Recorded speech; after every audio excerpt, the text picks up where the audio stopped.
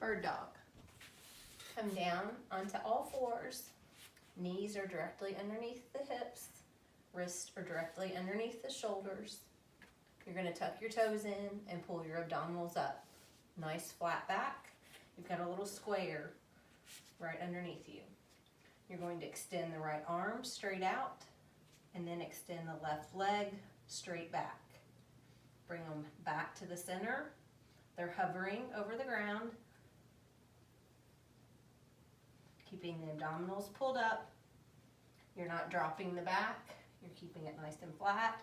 You're not opening the hip or turning it in. It's staying nice and stable.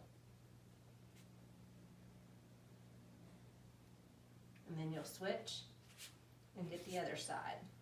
Left arm, right leg.